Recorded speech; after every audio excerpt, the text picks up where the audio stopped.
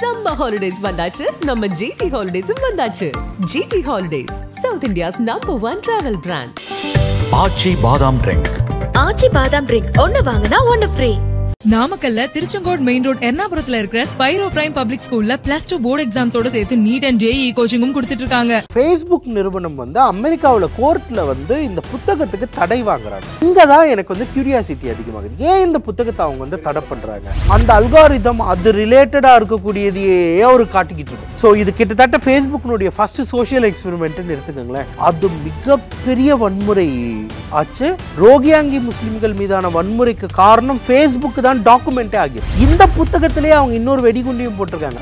Trump தேர்தலுக்கு Facebook நிறுவனத்திலிருந்து ஆட்களை அனுப்பியிருக்காங்க, டேட்டா அனலிஸ்ட். உள்ளுக்குள்ள Facebook நிறுவனமே நிறைய ஆய்வுகளை நடத்துறாங்க. ஆக்சுவலா அந்த ஆய்வுகள்ல அலாரமிங்கான ரிசல்ட்ஸும் வருது. இன்ஸ்டாகிராம்னால இளைஞர்கள் நிறைய பேர் பாதிக்கப்படுறாங்க உளவியல் ரீதியா.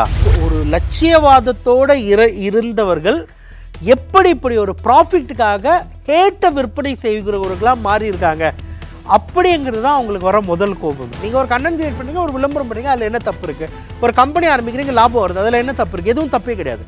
ஆனால் நீங்கள் எந்த எக்ஸ்டென்ட்டுக்கு போகிறீங்க அந்த ஆடுக்காக, எவ்வளோ பொய் சொல்கிறீங்க, இவ்வளவு நீங்கள் உங்கள் யூசர்ஸை மேனிப்புலேட் பண்ணுறீங்க, அவ்வளோ ஹேட்டு, அவ்வளோ அப்யூஸ், இவ்வளோ ஹேட்டை வச்சுக்கிட்டு நீங்கள் என்ன பொலிட்டிக்கலாக என்ன சாதிக்க போகிறீங்க? நீங்கள் அந்த தொழில்நுட்பத்துக்கு வேகமாக இயங்கக்கூடிய பாலிசி டிபார்ட்மெண்ட்ஸ் தமிழக அரசு மத்திய அரசுலாம் ஏற்படுத்தணும். அவங்களுக்கு வேகமாக நீங்கள் இயங்கணும். சமூக வலைத்தளங்களால் மக்கள் சந்திக்கக்கூடிய பிரச்சனைன்னு பார்த்தோன்னு வச்சுக்கோங்களேன். ஃபஸ்ட்டு ஃபேக் ப்ரொஃபைல்ஸ், அதுவும் டெய்லி இவ்வளோ ஃபேக் ப்ரொஃபைல்ஸ் க்ரியேட் பண்ணுறாங்க. நமக்கு தெரிஞ்சவங்களே ஃபேஸ்புக்கில் போடுறாங்க, ஃபேக் ப்ரொஃபைல் க்ரியேட் பண்ணியிருக்காங்க, ஜாக்கிரதையாக இருங்க, பணம் கேட்டால் கொடுக்காதீங்கன்னு சொல்லிட்டு. இதை அவங்க ஸ்டடி பண்ணுறாங்க. டீனேஜ் பசங்க மத்தியில் அவங்களுக்கு ஒரு பாடி ஷேமிங் பிரச்சனை இருக்குது. அந்த ரிப்போர்ட்டையும் இவங்க தான் ஸ்டடி பண்ணுறாங்க, அப்படியே மறைச்சு வச்சிடுறாங்க. நக்கீரன் நேயர்களுக்கு வணக்கம். இந்த ஃபேஸ்புக் என்பது நம்மளில் பல பேருக்கு மிகவும் பிடித்தமான ஒரு சமூக வலைத்தளம்னு சொல்லலாம். ஆனால் என்னதான் வெளிப்படையாக நமக்கு அது பிடிச்சிருந்தாலும் மறைமுகமாக பேசும்போது நமக்கு பிடித்தமான செயல்கள் அதில் செய்யப்படுதா, அவங்க எப்படி இயங்குறாங்க, அதில் இருக்கக்கூடிய குற்றச்சாட்டுகள்லாம் ஒவ்வொன்றுமே அதிர்ச்சி அளிக்கும் விதமாக இருக்கிற சமயத்தில் தான் இப்போ ஒரு சமீபத்தில் ஒரு குற்றச்சாட்டு ஒன்று வந்திருக்கு. எதிலிருந்து வந்திருக்கு அப்படின்னா, கேர்லெஸ் பீப்புள் அப்படின்ற புத்தகத்தை எழுதின ஆத்தர் ஃபேஸ்புக்கோட முன்னாள் ஊழியர். அவங்க வைக்கக்கூடிய குற்றச்சாட்டுகள் உலகம் முழுக்கவே பெரிய பேசு பொருளாக மாறி இருக்குன்னு தான் சொல்லணும். அவங்க என்ன அந்த புக்கில் சொல்லியிருக்காங்க, என்னென்ன பாதிப்புகள் இருக்குது சொல்கிறாங்க அப்படின்ற பல கேள்விகளுக்கு இன்னைக்கு பதிலளிக்க இணைஞ்சிருக்காரு சைபர் சோஷியல் எக்ஸ்பர்ட் திரு வினோத் ஆறுமுகம் அவர்கள். அவரை வரவேற்கலாம். சார் வணக்கம். வணக்கம். உங்கள் நேரத்துக்கு ரொம்ப நன்றி. ஃபேஸ்புக் கிட்டத்தட்ட பார்த்தீங்கன்னா உலகம் முழுக்கவே இருக்கக்கூடிய மக்களால் யூஸ் பண்ணக்கூடிய ஒரு சமூக வலைத்தளம். ஜஸ்ட் ஒரு ஃப்ரெண்ட்ஷிப் ஆப் மாதிரி ஆரம்பித்த ஒரு நெட்வொர்க் இப்போ அதுக்கும் மேலே போயிட்டு பல விஷயங்கள் அதில் பகிரப்படுது. இப்போ மறைமுகமாக பார்த்தோம் அப்படின்னா தொடர்ந்து நம்ம டேட்டா திருடப்படுது, அந்த ப்ரைவசிக்கான ஒரு சேஃப்டி இருக்கா அப்படின்னு தெரியலன்னு சொல்லிட்டு பல குற்றச்சாட்டுகள்லாம் வைக்கிறாங்க. சமீப ஆண்டுகளாகவே ஃபேஸ்புக்கு அகைன்ஸ்டாக அந்த நிறுவனத்தை சேர்ந்த எம்ப்ளாய்க்களே வெளியில் விசில் ப்ளோ பண்ணுறாங்க இல்லையா. அந்த வரிசையில் தான் இப்போ சாரா வின் வில்லியம்ஸ் அவங்க எழுதுன அந்த கேர்லெஸ் பீப்புள் அப்படின்ற புத்தகம் வெளியில் வந்திருக்கு. அவங்க என்ன சொல்கிறாங்க அப்படின்னா, அவங்க 6 வருஷம் இருந்திருக்காங்க ஃபேஸ்புக்கில். அந்த 6 ஆண்டுகளில் அவங்க க்ளோஸாக மார்க் ஜக்கர்பர்க் கூட சேர்ந்து பயணிச்சிருக்காங்க. அப்போது மார்க் ஜக்கர்பர்க் எப்படிப்பட்டவர், அவரோட தலைமையில் ஃபேஸ்புக் எப்படி இயங்கிட்டு இருக்கு அப்படின்ற பல குற்றச்சாட்டுகளை அவங்க அந்த புக்கில் முன்னாடி வைக்கிறாங்க. இந்த குற்றச்சாட்டை பார்த்தவங்களுக்கு படித்தவங்களுக்கு ரொம்ப அதிர்ச்சியாக தான் இருக்குது நமக்கு. ஸோ இந்த புக்கை பற்றி உங்களோட இனிஷியல் அப்சர்வேஷன் என்ன சார்?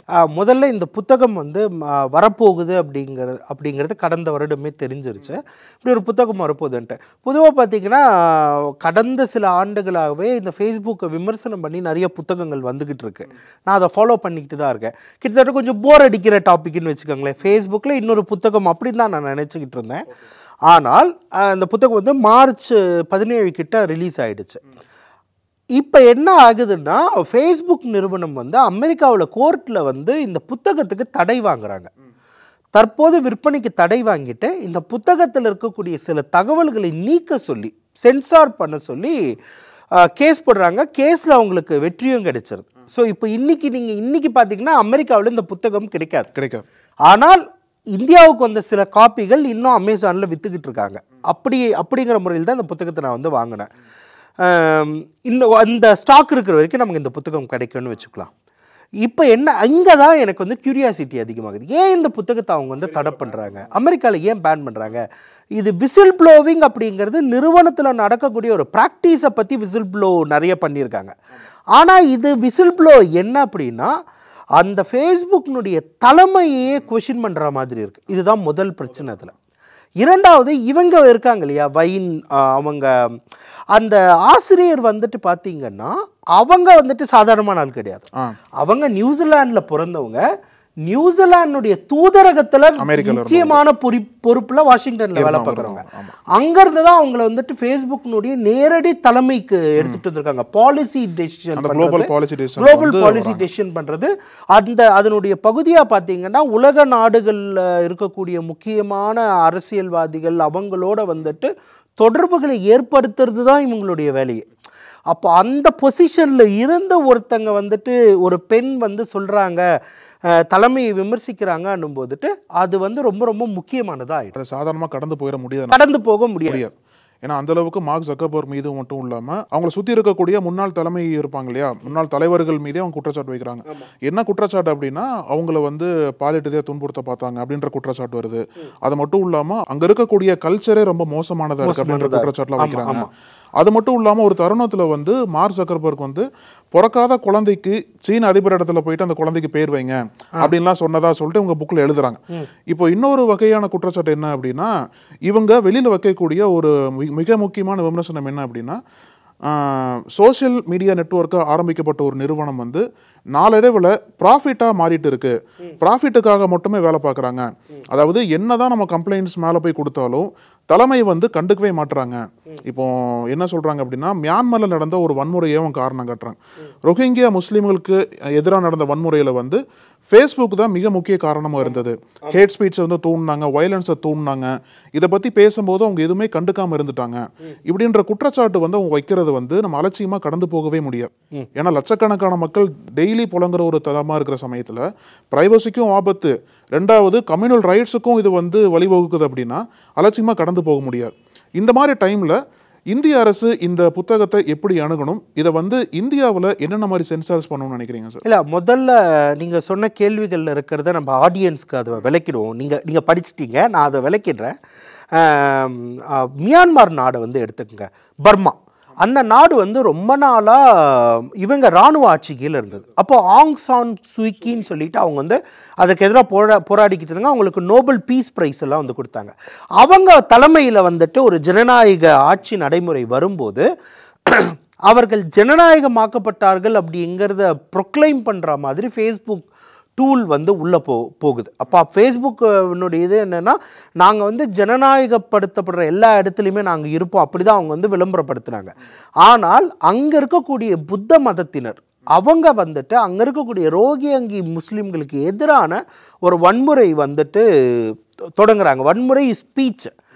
அது என்னன்னா நம்ம சொல்கிற அந்த காலகட்டம் இருக்கு இல்லையா, அந்த காலகட்டம் ரொம்ப மோசமானது. அப்போ வந்து ஏஐ உள்ளே வந்துருச்சு. இது வந்து நீங்கள் ஃபேஸ்புக் எடுத்திங்கன்னா ஒரு ஃப்ரெண்ட்ஷிப் தளம். ஃப்ரெண்ட்ஷிப் தளம்னா நானும் நீங்களும் ஃப்ரெண்டாக இருப்போம். நீங்கள் போடுற போஸ்டெல்லாம் எனக்கு காட்டும், என்னுடைய ஃப்ரெண்ட்ஸ் போடுற போஸ்டெல்லாம் எனக்கு காட்டும். ஆனால் அங்கே எங்கே வந்து சிக்கல் வர ஆரம்பிச்சுது அப்படின்னா அது வந்து வருமானமாக மாற்றும்போது இது வந்து வெறுமனே இதுவாக இருக்கும், ரெவென்யூ சிஸ்டமாக அவங்க வந்து மாற்றுறாங்க. இப்போ ரெவென்யூ சிஸ்டமாக மாற்றும் போதுட்டு தான் முதல் பிரச்சனை ஸ்டார்ட் ஆகுது. எல்லாருடைய டேட்டாவையும் அவங்க வந்துட்டு படித்து அதற்கேற்ற மாதிரி அனாலிசிஸ் பண்ணி விளம்பரங்கள் கொடுக்குறாங்க. அதுக்கடுத்து நியூஸ் ஃபீடில் வந்துட்டு பொதுவாக போடுற எல்லாமே காட்டாமல், அப்படி காட்டுச்சுன்னா எனக்கு ஒரு 2 பிடிக்கும் 5 பிடிக்காதுன்னும் போது நான் ஃபேஸ்புக் க்ளோஸ் பண்ணிடுவேன். அப்போ அதிக நேரம் நான் ஃபேஸ்புக்கில் ஸ்பெண்ட் பண்ணாதான் அவங்களுக்கு அதிகமான விளம்பரங்கள் காட்ட முடியும், என்னை பற்றி அதிகமான டேட்டாவை அவங்க கலெக்ட் பண்ண முடியும். என்னை பற்றி அதிகமான டேட்டா தெரிஞ்சதுன்னா எனக்கு இன்னும் அதிகமான விளம்பரங்கள் காட்ட முடியும். அப்போ லாபம் அப்படிங்கிறது நான் எவ்வளவு நேரம் அங்கே இருக்கணும், அப்போ என்னை அவ்வளவு நேரம் இருக்க வைப்பதற்கான தொழில்நுட்பம், இந்த டெக்னிக்ஸ் அவங்க வந்து ஏஐலாம் பயன்படுத்தி உள்ளே எடுத்துகிட்டு வந்தாங்க. இங்கிருந்து தான் சிக்கல் ஸ்டார்ட் ஆகுது. இந்த ஏஐ அல்காரிதம்னுடைய ஆரம்ப காலத்தில் என்ன பண்ணிடுச்சுன்னா நீங்கள் ஒரு விஷயத்தை பார்த்து அது பிடிச்சிச்சுன்னா அதுக்கு ரிலேட்டடாகவே உங்களுக்கு காட்டிக்கிட்டு இருக்கும். இப்போ ஓரளவு இப்போவும் அப்படி தான் இருக்குது. இப்போ ஓரளவு நம்ம அதை நார்மலைஸ் பண்ணியிருக்கோம். ஐ மீன் இப்போ அது ஓரளவு சேஞ்சஸ் பண்ணியிருக்கோம். ஆனால் முன்ன வந்து அது இன்னும் மோசமாக இருந்த டைம். அப்போ என்னென்னா ஒரே ஒரு பர்மாக்காரர் வந்துட்டு ஒரு புத்த பிச்சு ஒரு ரோகியாங்கி முஸ்லீம் பண்ணுற தப்பு அந்த வீடியோ ஒரு ஹேட் ஸ்பீச் பார்க்குறாரு அப்படின்னா அந்த அல்காரிதம் அது ரிலேட்டடாக இருக்கக்கூடியதையே அவர் காட்டிக்கிட்டு இருக்கும். ஸோ இது கிட்டத்தட்ட ஃபேஸ்புக்கினுடைய ஃபஸ்ட்டு சோஷியல் எக்ஸ்பெரிமெண்ட்டுன்னு எடுத்துக்கோங்களேன். அது மிகப்பெரிய வன்முறை ஆச்சு. இன்னைக்கு வரைக்கும் டாக்குமெண்டட் எல்லா ஆய்வுகளில் புத்தகங்களில் ரோகியாங்கி முஸ்லிம்கள் மீதான வன்முறைக்கு காரணம் ஃபேஸ்புக் தான் டாக்குமெண்ட்டே ஆகியிருக்கு. ஒரு தருணத்தில் ஒத்துக்கிட்டு செஞ்சாங்க, அவங்களும் ஒத்துக்கிட்டும் செஞ்சாங்க. அவங்க அது நாங்கள் அப்டேட் பண்ணுறோன்னு சொன்னாங்க. அதுக்கப்புறமா கேம்பிரிட்ஜ் அனாலிட்டிக்கான்னு ஒரு ஊழல் வந்தது. இந்த புத்தகத்திலேயே அவங்க இன்னொரு வெடிகுண்டியும் போட்டிருக்காங்க. அதை நீங்கள் கவனிச்சிருக்கீங்களான்னு தெரியல. அதாவது ட்ரம்ப் தேர்தலுக்கு ஃபேஸ்புக் நிறுவனத்திலிருந்து ஆட்களை அனுப்பியிருக்காங்க. டேட்டா அனலிஸ்ட்டு, இந்த மாதிரி சோஷியல் மீடியா மேனேஜர், இவங்க எல்லாரையும் ஃபேஸ்புக் நிறுவன ஆட்கள் அனுப்பிச்சிருக்கு ட்ரம்ப்புக்கு ஆதரவாக செயல் ட்ரம்ப் கேம்பெயின் ஆஃபீஸில் வேலை பார்க்கறதுக்காக. இது என்ன அவங்க வந்து சொல்கிறாங்க, முக்கியமான பிரச்சனை என்னென்னா ஆரம்பத்தில் இது ஒரு சைட்டு, அதற்கப்புறமா இவர்கிட்ட நிறைய பேர் வர நிறைய டேட்டா கிடைக்க ஆரம்பிக்குது. அந்த டேட்டா கிடைக்க இவருக்கு வந்து நிறைய விளம்பரங்கள் காட்டி வருமானம் வர ஆரம்பிக்குது, பணமும் நிறையா இருக்குது. அதுக்கப்புறமா இவங்க நிறைய சைக்கலாஜிக்கல் எக்ஸ்பெரிமெண்டேஷன் பண்ணுறாங்க. எமோஷனல் கான்டேஜியான ஒரு எக்ஸ்பெரிமெண்ட் இருக்குது. அந்த மாதிரியான எக்ஸ்பெரிமெண்ட்ஸ் எல்லாம் பண்ணும்போதுட்டு இவருக்கு என்ன தெரியுதுன்னா மக்கள்கிட்ட ஒரு விஷயத்தை பதிய வைக்க முடியும், ஒரு நெரேஷனை நம்மளால் செட் பண்ண முடியும். அப்படி செட் பண்ணி நம்மளால் வந்துட்டு ஒரு அரசியல் கட்சியை ஜெயிக்க வைக்க முடியும் அப்படிங்கிறது இவருக்கு தெரியுது. அவங்க குற்றச்சாட்டே முதல்ல என்னென்னா ஒரு கட்டத்துக்கு மேலே வந்துட்டு அவர் மார்க் ஜக்கர்பர்க் வந்துட்டு எப்படி நினைக்க ஆரம்பிக்கிறாருன்னா நம்ம ஏன் பிரசிடெண்ட்டாக மாறக்கூடாது, பணமும் இருக்குது, இந்த இன்ஃப்ளூயன்ஸும் இருக்குது, பிரசிடெண்ட்டாக மாறக்கூடாது அப்படிங்கிறதும் போகிறாரு.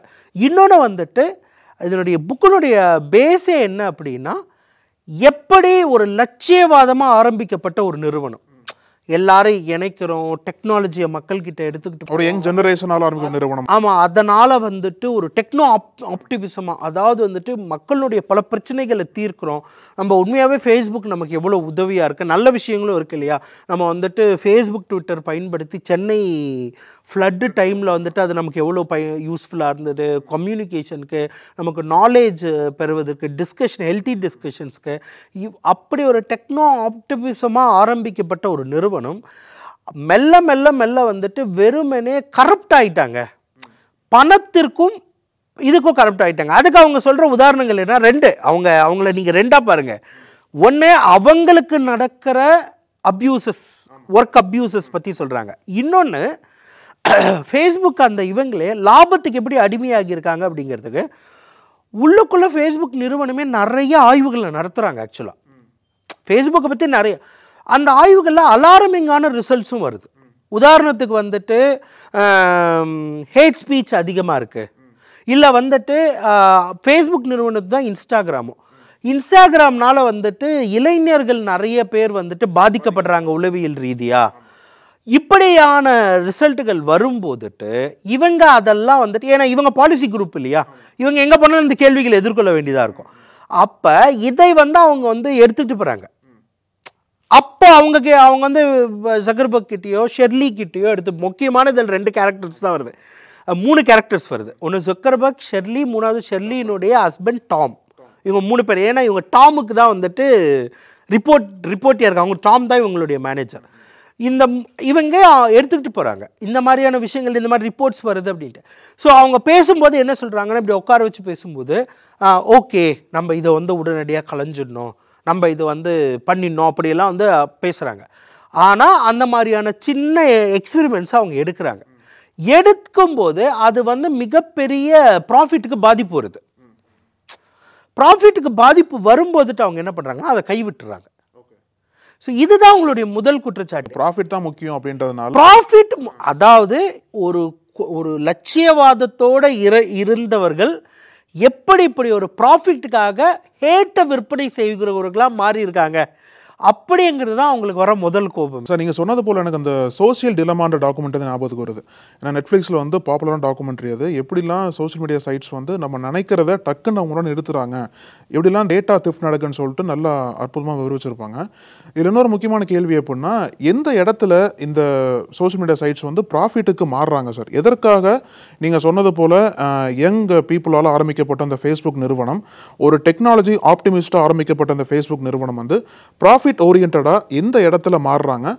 இன்னொரு கேள்வி என்ன அப்படின்னா, இதே மாதிரி போச்சு அப்படின்னா ஃபியூச்சர் ஆஃப் சோஷியல் மீடியா என்ன சார்? அப்போ மார்க் ஜக்கர்பர்க் பற்றி ஒரு படமும் வந்திருக்கு, த நெட்வொர்க், சோஷியல் நெட்வொர்க்னு நினைக்கிறேன், த நெட்வொர்க் சம்திங் படம் வந்திருக்கு. இது எங்கன்னா மார்க் ஜக்கர்பர்க் ஆரம்பத்திலிருந்தே அப்படி ஒரு லிபரட்டேரியன் ஐடியா கிடையாது. இது வந்துட்டு இந்த ஐடியாவை உண்மையாக ப்ரப்போஸ் பண்ணவங்க தான் லிபரட்டேரியன்ஸு. ஆனால் இந்த ஐடியாவை இவர் திருடிடுறாரு. ஆக்சுவலாக அவங்க கூப்பிட்டு இவரை கோடு எழுத சொல்கிறாங்க, விங்க்லோவாஸ் பிரதர்ஸ் தான் அந்த ஐடியாவை சொல்கிறது. இவர் வந்து அது திருடிடுறாரு. இதற்கப்புறமா அவர் போகிறார் இல்லையா, இவருக்கு இன்வெஸ்ட்மெண்டராக வராங்க இல்லையா, இன்வெஸ்டர்ஸ் கொஞ்சம் லிபரட்டேரியன்ஸ் தான். பட் அன்ஃபார்ச்சுனேட்டாக என்னென்னா, இவருக்கு வர ஃபஸ்ட்டு இன்வெஸ்டர் வந்துட்டு அவர் வந்து நெட்ஸ்கேப் அந்த மாதிரிலாம் ஆரம்பித்தவர். கொஞ்சம் அவருக்கு அது மேலே ஒரு பெரிய கோபம் இருக்குது. லிபரட்டேரியன் அமெரிக்கன் மக்கள் புரிஞ்சுக்க மாட்டேங்கிறாங்க. அந்த கோபமான இருக்கிற டைமில் இவர் போய் சேர்ந்துட்டார். ஸோ இதை ஃபேஸ்புக் ஆரம்பிக்கும் போது வெளியே தான் அவங்க சொன்னாங்களே தவிர, முதல்ல என்னன்னா இவங்க ஒரு இப்படி ஒன்று ஆரம்பிக்கிறாங்க, மக்கள் சேர்றாங்க, ஆனால் என்ன பண்ணணும்னு இவங்களுக்கும் தெரியல. உண்மை அதுதான், இவங்களுக்கும் அது லாபம், இவங்க வந்து லாப வெறியோடலாம் அதை ஆரம்பிக்கல, இவங்களுக்கு என்ன பண்ணணும்னு தெரியல. பட் அதுக்கப்புறமா வந்துட்டு முதல்ல அந்த விளம்பரங்கள் இவங்க கிட்ட அந்த டேட்டா டூல்ஸ் வருது பாருங்க. நமக்கு அந்த டைமில் தான் ஏஐலாம் டெவலப் ஆகுது, data analysis, big data, data tools எல்லாம் உள்ளே வர ஆரம்பிக்குது. அப்போ தான் இவங்களுக்கே அதனுடைய பவர் வந்து தெரியுது. அப்போ தான் இவங்க வந்துட்டு இது ஒரு ப்ராஃபிட் இதுவாக மாற்ற ஆரம்பிக்கிறாங்க. பட் அன்ஃபார்ச்சுனேட்டாக அது வந்து கரப்டட் தான், அது ப்ராஃபிட்டுக்கு மாற்றிட்டாங்க. நமக்கு சிக்கல் கிடையாதுங்க, எல்லாம் எத்தனையோ கம்பெனிஸ் இருக்குது, லாபத்துக்கு தான் இயங்குறாங்க. நீங்கள் ஒரு கம்பெனி, நான் ஒரு கம்பெனி வச்சா லாபத்துக்கு இயங்க மாட்டோமா? லாபத்துக்கு இயங்கிறது தப்பே கிடையாது, நம்ம அதை பற்றி கொட்டுன்னு சொல்லிட்டு. இவங்களது எங்கே பிரச்சனை வருதுன்னா, லாபத்திற்காக எந்த எக்ஸ்டென்ட்டுக்கும் போகிறாங்க. இப்போ நம்ம கண்டென்ட் கிரியேட்டர்ஸ்க்கும் இதே பிரச்சனை தான் இருக்குது. நீங்கள் கண்டென்ட் கிரியேட் பண்ணுறீங்க, அதில் ஒரு விளம்பரம் போட்டுக்கிறீங்க அப்படின்னா அது தப்பு கிடையாது. நீங்கள் ஒரு கண்டென்ட் கிரியேட் பண்ணுறீங்க, ஒரு விளம்பரம் பண்ணுறீங்க, அதில் என்ன தப்பு இருக்குது? ஒரு கம்பெனி ஆரம்பிக்கிறீங்க, லாபம் வருது, அதில் என்ன தப்பு இருக்குது? எதுவும் தப்பே கிடையாது. ஆனால் நீங்கள் எந்த எக்ஸ்டென்ட்டுக்கு போகிறீங்க அந்த ஆடுக்காக, எவ்வளோ பொய் சொல்கிறீங்க? ரொம்ப ரொம்ப முக்கியமான வார்த்தைங்க மேனிப்புலேஷன். எவ்வளவு நீங்கள் உங்கள் யூசர்ஸை மேனிப்புலேட் பண்ணுறீங்க, மைண்டை மேனிப்புலேட் பண்ணுறீங்க, உங்கள் வியூவர்ஸை மேனிப்புலேட் பண்ணுறீங்க. இப்போ நம்ம இந்த இன்டர்வியூவில் வந்துட்டு நான் ஒரு ப்ராடக்ட்டுக்கிட்ட பணம் வாங்கிட்டு, ஒரு 1 லட்ச ரூபா வாங்கிட்டு, அந்த ப்ராடக்டை வந்துட்டு இது பண்ணோம் அப்படிங்கிறதுக்காக சொல்கிறது வேற. அதே நான் இந்த பேட்டியை பயன்படுத்திக்கிட்டு மக்கள் மத்தியில் ஒரு பயத்தை உருவாக்கிட்டு இந்த ப்ராடக்டை வாங்கினாதா அப்படின்னு அந்த பயத்தில் அந்த ப்ராடக்டை வாங்க வைக்கிறது, மேனிப்புலேஷன் பண்ணுறது இருக்கு இல்லையா? இதுதான் ஃபேஸ்புக்கினுடைய முதல் பிரச்சனை. ரெண்டாவது பிரச்சனை, இந்த மேனிப்புலேஷனை நீங்கள் அட்வர்டைஸ்மெண்ட் ஒரு ப்ராடக்ட்டுக்கு மேனிப்புலேஷன் பண்ணுறீங்க, அதே டெக்னிக்ஸை சைபர் கிரிமினல்ஸ் யூஸ் பண்ணுறான் இருக்கா? ஃபேஸ்புக் சோஷியல் மீடியாக்கள் தான் சைபர் கிரைம் அதிகமாக முக்கியமான காரணமாக இருக்கா? மூணாவது, இப்போ இந்த டூல்ஸை நீங்கள் எடுத்துகிட்டு போயிட்டு அரசியல்வாதிகள் கிட்ட கொடுக்குறீங்க. அவங்க உங்களை மாதிரி தான், உங்களுக்கு இப்போ லாபம்னா உங்களுக்கு பவர், அதிகாரத்திற்கு வருவதற்காக அவங்க இந்த ஹேட்டை வந்து ப்ரொமோட் பண்ணுறாங்க. உண்மையாக சொல்கிறேன், நான் வந்து ட்விட்டரில் இருக்கேன், ஃபேஸ்புக்கில் இருக்கேன், ஒரு 5 நிமிடம் 10 நிமிடம் பார்த்தோம்னா நம்ம மக்கள் அவங்கெல்லாம் படித்தவங்களாக இருக்காங்க. அவங்க போடுற அந்த ட்விட்டர்ஸ் எல்லாம் பார்த்தீங்கன்னா அவ்வளோ எனக்கு வந்து ஒரு டிஸ்கைஸ்டிங் கிரிஞ்சி தலைவலியே ஒரு வாமிட் வர மாதிரி இருக்குது. என்னென்னா அவ்வளோ ஹேட்டு, அவ்வளோ அப்யூஸு. நீ இவ்வளோ அப்யூஸ், இவ்வளோ ஹேட்டை வச்சுக்கிட்டு நீங்கள் என்ன பொலிட்டிக்கலாக என்ன சாதிக்க போகிறீங்க? இந்த சொசைட்டியில் என்ன, அதை விட்டுருங்க. இவ்வளோ ஹேட்டோடு நீ இருந்தீனாக்கா உன் வீட்டில் நீ உன் குழந்தைக்கு எப்படி இருப்ப, உன்னுடைய கணவன் மனைவி அவங்கக்கிட்ட எப்படி இருப்ப, உங்கள் அப்பா அம்மா கிட்டே எப்படி இருப்ப? இல்லை அங்கே நான் நல்லவன், ஜஸ்ட்டு சோஷியல் மீடியாவில் கெட்டவன் சொல்ல முடியுமா? ஸோ இதை வந்து அவங்க வந்து ப்ரொமோட் பண்ணுறாங்க, அதுதான் பிரச்சனையே. இப்போ நம்ம கிராக்கே நம்ம தனியாக ஒரு டாபிக் பேசணும், ஆனால் இது நம்ம இதோட சொல்கிறேன், கிராக் இவங்களோட சேர்ந்துக்கிட்டு எவ்வளோ அப்யூஸ் பேசுது. ஸோ எதிர்காலம் சோஷியல் மீடியா அப்படின்னா நான் வந்து நெகட்டிவாக பேச விரும்பலை. நான் என்ன சொல்கிறேன்னா, ஆமாம் இது பிரச்சனை இருக்குது. நீங்கள் முதலே கேள்வி கேட்டிருந்தீங்க, இந்திய அரசு என்ன பண்ணோம் அப்படின்ட்டு. இன்னும் முதல்ல இந்தியாவில் இருக்கக்கூடிய அரசியல்வாதிகள் இந்த டூலை பயன்படுத்திக்காமல் இருக்கிறதே பெரிய மக்கள் சேவை தான். பயன்படுத்தி ஹேட்டை ஏற்படுத்தி கலவரங்களை ஏற்படுத்தாமல் இருக்கிறதே நமக்கு பண்ணுற மிகப்பெரிய சேவை தான். ரெண்டாவது வந்துட்டு இது என்னன்னா விசில் ப்ளோவர்ஸில் இருந்துட்டு மீடியாவில் இருந்துட்டு என்னை மாதிரியான விழிப்புணர்வு ஏற்படுத்துகிற ஆட்கள் இருந்துட்டு பாலிசி மேக்கர்ஸு என்ஜிஓஸ் எல்லாருமே இவங்களை ரெகுலேட் பண்ணணும். நான் இவங்களை பேன் பண்ணணும்னு சொல்ல, நான் ஃபேஸ்புக்கை பேன் பண்ணணும்னு சொல்ல, பட் அதனுடைய நன்மைகளையும் நம்ம எடுத்துப்போம், ரெகுலேட் பண்ணணும். இந்தியா இன்னும் இப்போ கிராக்குக்கே எனக்கு ஒரு சந்தேகம் இருக்குது. நேற்றுலேருந்து பார்த்தீங்கன்னா அது ரொம்ப தவறாக போயிட்டுருக்கு நம்ம கிராக் எடுத்துக்கிட்டிங்கன்னா. ஆனால் இந்திய அரசு அதுக்கு ஒரு பாலிசி வச்சுக்கிட்டு இருக்கானே தெரியல. அப்போ நமக்கு இப்போ வளர்ந்து வரும் இந்த மாதிரியான தொழில்நுட்பங்கள், சோஷியல் மீடியா, ஏஐலாம் வரும்போதுட்டு நீங்கள் அந்த தொழில்நுட்பத்துக்கு வேகமாக இயங்கக்கூடிய பாலிசி டிபார்ட்மெண்ட்ஸ், கம்யூனிட்டிஸை வந்துட்டு தமிழக அரசு மத்திய அரசுலாம் ஏற்படுத்தணும். எந்த ஒரு நாடும் அது ஏற்படுத்த தவறுறீங்கன்னா பிரச்சனை, அவங்களுக்கு வேகமாக நீங்கள் இயங்கணும். அப்படி இல்லைன்னா இது வந்து பிரச்சனையில தான் போய். சமூக வலைத்தளங்களால் மக்கள் சந்திக்கக்கூடிய பிரச்சனைன்னு பார்த்தோம்னு வச்சுக்கோங்களேன். ஃபஸ்ட்டு வந்து ஃபேக் ப்ரொஃபைல்ஸ். அதாவது ஃபேஸ்புக்கில் ஃபேக் ப்ரொஃபைல் இருக்குன்னு சொல்லிட்டு ஃபேஸ்புக்லேயே போடுறோம் நம்ம. அதுவும் டெய்லி வந்து இவ்வளோ ஃபேக் ப்ரொஃபைல்ஸ் க்ரியேட் பண்ணுறாங்க. நமக்கு தெரிஞ்சவங்களே வந்து ஃபேஸ்புக்கில் போடுறாங்க, ஃபேக் ப்ரொஃபைல் க்ரியேட் பண்ணியிருக்காங்க, ஜாக்கிரதையே இருங்க, பணம் கேட்டால் கொடுக்காதீங்கன்னு சொல்லிட்டு. இந்த ஃபேக் ப்ரொஃபைல்ஸையே வந்து ஃபேஸ்புக்கால் சார்ட் அவுட் பண்ண முடியல. நம்மளும் இந்த ஃபேக் ப்ரொஃபைல் ரிப்போர்ட் பண்ணுறோம், இதெல்லாம் பண்ணுறோம். ஆனால் தொடர்ந்து இந்த நம்பர்ஸ் என்பது தொடர்ந்து அதிகரிச்சுட்டே வந்துட்டே இருக்குது. இது மக்களுக்கு தெரிஞ்ச பிரச்சனை. நம்மளோட ப்ரொஃபைல் வந்து ஃபேக்காக க்ரியேட் பண்ணுறாங்க, ஜாக்கிரதையாக இருக்கணும் அப்படின்ட்டு. மக்களுக்கு தெரியாத பிரச்சனை இருக்கும்ல, ஃபேஸ்புக்கில் வந்து நமக்கு தெரியாமல் இந்தெல்லாம் பிரச்சனை இருக்குது அப்படின்னா என்னென்ன பிரச்சனைகள் இருக்குன்னு நினைக்கிறீங்க சார்? இப்போ உங்கள் கேள்வி வந்து ரொம்ப வைடான இது இருக்குது. இதுக்கு சைபர் சைக்காலஜிக்கல் பர்ஸ்பெக்டிவ் இருக்குது, சைபர் கிரைம் பர்ஸ்பெக்டிவ் இருக்குது. ஆனால் நேரம் கருதி நான் எளிமையாக சொல்லிடுறேன். இன்றைக்கி ஃபேஸ்புக் அப்படிங்கிறது சைபர் கிரிமினல்களினுடைய ஒரு உறைவிடமாக மாறிடுச்சு. ஏன்னா அவங்களுக்கு ஈஸியாக டேட்டா கிடைக்குது. ரொம்ப முக்கியமானது வந்துட்டு இந்த ப்ராஃபிட்டுன்னு சொன்னேன் இல்லையா, அவங்க சொல்கிற கம்ப்ளைண்ட்டே இது தான். என்னென்னா சில இந்த ஹேட் ஸ்பீச்லேருந்து பல விஷயங்களை உங்களால் தீர்க்க முடியும், மாடரேட் பண்ண முடியும். ஆனால் ஃபேஸ்புக் என்ன பண்ணுறாங்கன்னா நிறைய ஏஐ ஆட்டோமேஷன் டூல்ஸ்க்கு அதை கொடுத்துட்டு ஆட்களை வேலைக்கு எடுக்கவே மாட்டேங்கிறாங்க. ஏன்னா இது வந்து காஸ்ட் கம்மியாக வந்துட்டு பண்ணுறோம் அப்படிங்கிற முறையில். ஆனால் உண்மையாக ஃபேஸ்புக் நிறுவனம் நிறைய பேரை வேலைக்கு எடுத்தால் வேலை வாய்ப்பும் கிடைக்கும், அதே நேரத்தில் வந்துட்டு இது ஒரு ஹெல்த்தி பிளாட்ஃபார்மாகவும் மாற்ற முடியும்.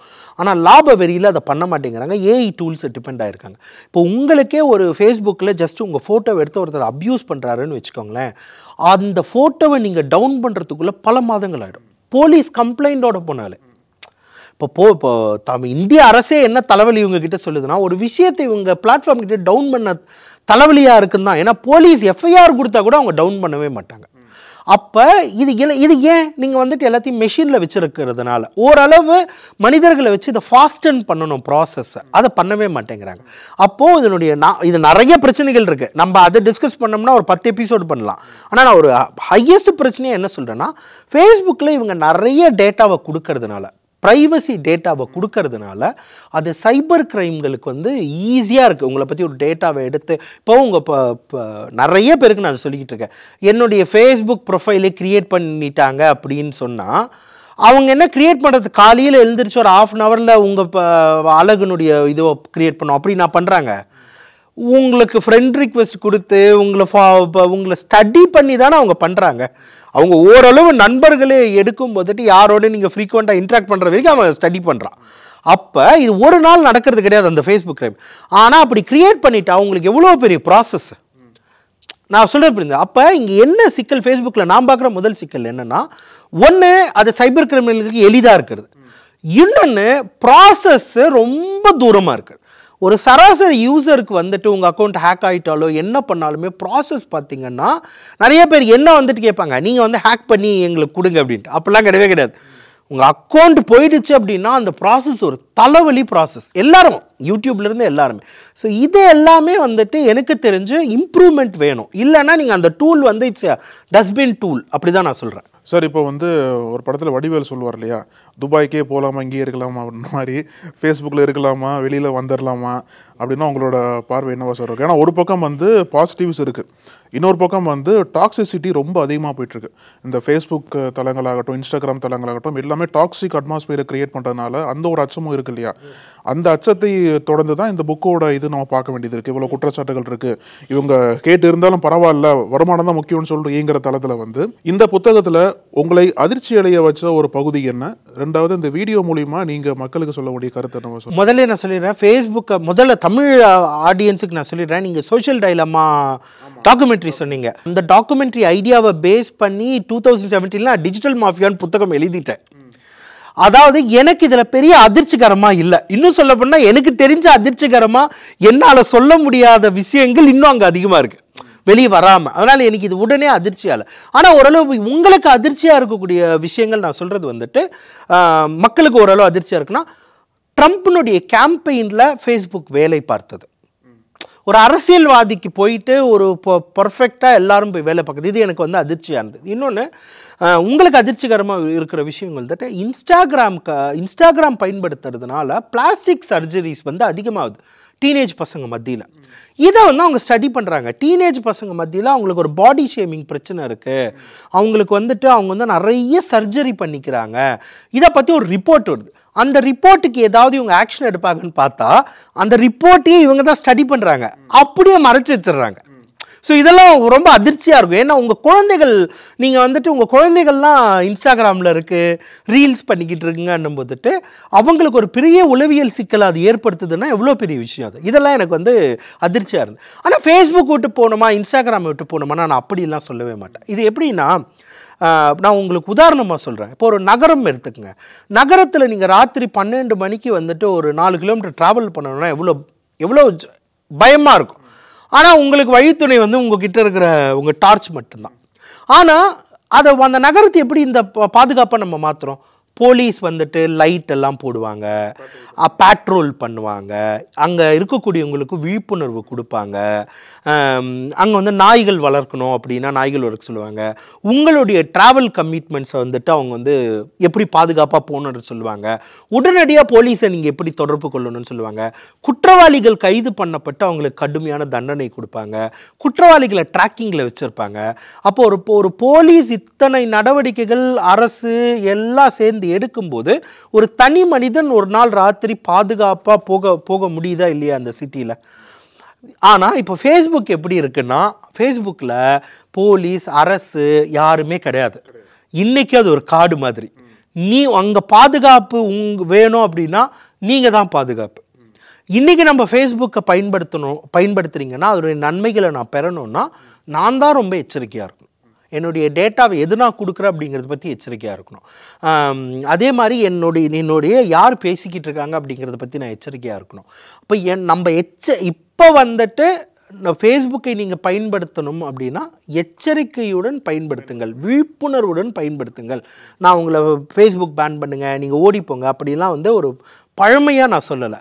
ஆனால் நம்ம இந்த ரெகுலேஷன்ஸ்லாம் எடுத்துக்கிட்டு வர போராட வேண்டியது இருக்குது. அது வரைக்கும் நீங்கள் எச்சரிக்கையாக இருங்க. ஆனால் நம்ம தொடர்ந்து இந்த மாதிரி நிகழ்ச்சிகள்ல இருந்து அரசுக்கு வலியுறுத்திக்கிட்டே தான் இருப்போம். அது எங்களுடைய வேலை, நாங்கள் பண்ணிக்கிட்டே இருப்போம். நீங்கள் எங்களோட ஜாயின் பண்ணால் போதும். இப்போ இந்த நிகழ்ச்சியை பார்க்குறவங்க நம்மளோட இணைந்தாலே போதும். நம்ம வந்து அவங்கள வந்து அந்த ரெஸ்பான்சிபிலிட்டியை எடுக்க வைக்கிறோம். ஸோ அந்த சைபர் சோஷியல் எக்ஸ்பர்ட்டாக இந்த புக்கில் உங்களை அதிர்ச்சி அடைய வச்ச பகுதி என்னவா சார் இருக்கும்? நீங்கள் பல விஷயங்களை பார்த்துருப்பீங்க, பல புக்ஸ் பண்ணியிருப்பீங்க இல்லையா? இப்போ இந்த புக்கில் வந்து பர்டிகுலராக இந்த போர்ஷன் வந்து இன்னும் ரொம்ப ஷாக்கிங்காக வச்சது. இதுவரை கேள்விப்படாத ஒன்று வந்து சொல்லியிருக்காங்க. ஃபேஸ்புக் தலைமை மட்டும் இல்லாமல் ஃபேஸ்புக் தலைமையும் தாண்டி இவங்க இயங்குற விதம் வந்து அல்ல. நான் வேற ஒரு விஷயத்த சொல்ல போகிறேன். இவங்க ஆசிரியர், இவங்களுக்கு வந்து கல்யாணம் நடக்குது, குழந்தை கர்ப்பமாகறாங்க. இவங்க வந்துட்டு கர்ப்பமாகும் போதுட்டு வந்துட்டு ஷெர்லி, அந்த அவங்களுடைய சிஓஓ ஷெர்லி எழுதுனா லீன்னு ஒரு புக்கு படிக்கிறாங்க. இப்போ அதில் அவங்க என்ன சொல்கிறாங்கன்னா, நம்ம விமென்ஸ் பொதுவாக கர்ப்பமானால் வந்துட்டு லீவ் எடுக்கிறதுலே ஃபோக்கஸ் பண்ணுவோம், அப்படி பண்ணக்கூடாது. நம்ம முடிஞ்ச அளவுக்கு எவ்வளோ புஷ் பண்ணி நம்ம வந்து வேலை பார்க்குறோமோ நம்மளுடைய கெரியரையும் பேரலாக வந்துட்டு டெவலப் பண்ணோம் அப்படிங்கிறாங்க. அதனால இவங்க லீவே எடுக்கலை, லீவ் எடுக்காமல் வேலை பார்க்குறாங்க அந்த பிரின்சிபலில். பட் அதுக்கப்புறமா அவங்க வந்துட்டு மெட்டர்னிட்டி டைமில் லீவ் எடுக்க போகும்போதுட்டு கிட்டத்தட்ட என்ன ஆகிடுது அப்படின்னா, இவங்களுக்கு வந்து ஒரு சிக்கல் அந்த ப்ரெக்னென்சி அந்த இதில் பிள்ளை பருவதில் சிக்கல் ஏற்பட்டு கோமாக்கு போயிடுறாங்க.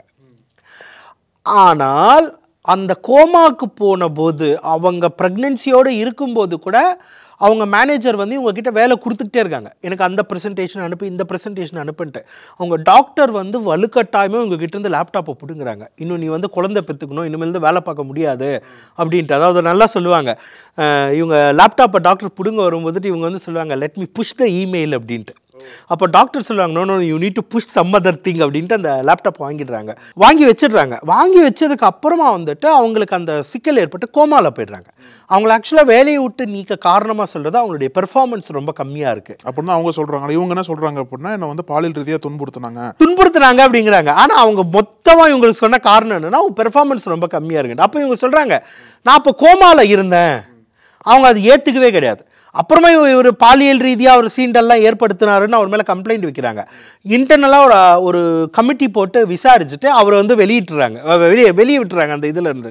அவர் எதுவும் பாலியல் ரீதியாக தொந்தரவு பண்ணலான்ட்டு. இப்போ எனக்கு வந்து டெக்னிக்கலாக நம்ம நிறைய பேசுகிறோம்.